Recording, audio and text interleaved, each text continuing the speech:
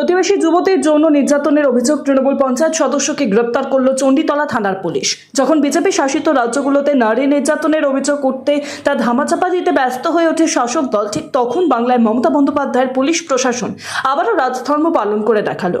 রবিবার রাতে সালিশি সভা চলাকালীন মারধর করা হয় সদস্যকে।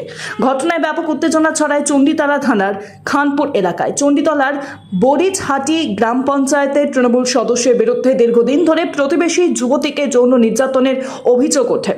যৌন নির্যাতনের জেরে তরুণী অন্তঃসত্ত্বা হয়ে পড়ে বলে অভিযোগ। ঘটনায় জানাজানি হতে বিষয়টি সমাধান করার চেষ্টায় বসে দুই পরিবার এবং প্রতিবেশীরা। সালিশির সমাধান না হওয়ায় পঞ্চায়েত সদস্যকে মারধরের খবর পেয়ে চণ্ডীতলা থানার পুলিশ তাকে উদ্ধার করতে গেলে ব্যাপক উত্তেজনা ছড়ায়। পুলিশের কাছ থেকে সদস্যকে কেড়ে নিয়ে মারধর শুরু করে ক্ষিপ্ত জনতা। পরে পুলিশ পঞ্চায়েত সদস্যকে উদ্ধার করে চণ্ডীতলা থানায় নিয়ে যায়। সোমবার থানায় অভিযোগ করে পরিবার। অভিযোগ পেয়ে তাকে গ্রেপ্তার করা হয়। তরুণীর পরিবারের পক্ষ থেকে অভিযুক্ত পঞ্চায়েত সদস্যের উপযুক্ত শাস্তির দাবিও জানানো হয়েছে।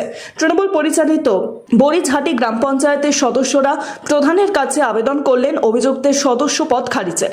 এ বিষয়ে হুগলি জেলা পরিষদের মেন্টর সুবীর মুখার্জি তিনি বলেন, নির্যাতিতার পরিবারও দীর্ঘদিন যাবৎ আমাদের দলের কর্মী। একজন পঞ্চায়েত সদস্যের বিরুদ্ধে যখন নারী নির্যাতন বিষয়ক অভিযোগ উঠছে তখন আমি নির্যাতিতার পরিবারকে পুলিশের কাছে যেতে বলি।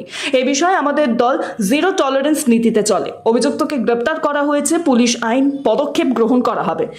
আইনের পথেই চলবে। মঙ্গলবার অভিযুক্তকে শ্রীরামপুর আদালতে তোলা হবে বলে পুলিশ সূত্রে খবর। আমাদেরই একজন পঞ্চায়েতের সদস্য নাম ফারুক মল্লিক গত কয়েকদিন ধরে একটা বাজে কাজের সাথে যুক্ত হয়েছে।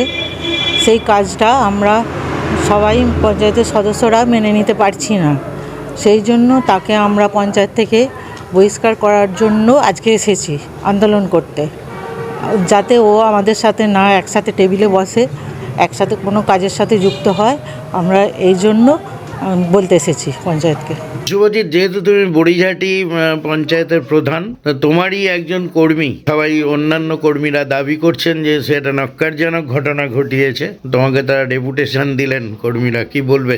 বিষয়টা হচ্ছে, দেখুন, আমরা মানবিক মুখ্যমন্ত্রী মমতা বন্দ্যোপাধ্যায়ের সৈনিক। আমরা তার আদর্শে আদর্শিত। ভুল করলে অবশ্যই ভুলের কোনো ক্ষমা নেই, এটা মমতা বন্দ্যোপাধ্যায় শিখিয়েছে। তো সেক্ষেত্রে দলের সিদ্ধান্ত নেই। আমাকে যে ডেপুটেশন আজকে দিয়েছে তার ডেপুটেশন আমি উদ্বোধন কর্তৃপক্ষকে পাঠিয়ে দেবো। সেখান থেকে যা ডিসিশন আসবে আমি সেই ডিসিশনই নেব। বিষয়টা শোনার পর থেকে আমার নিজের খুব খারাপ লাগছে যে আমরা মানুষের জন্য মানুষের সেবা করতে এসেছি। সেবা করতে এসে যে এই নিন্দনিক কাজটা যে করেছে সেটা খুবই দুঃখজনক, খুবই বাজে। তো এতে কোনো মার্সি নেই।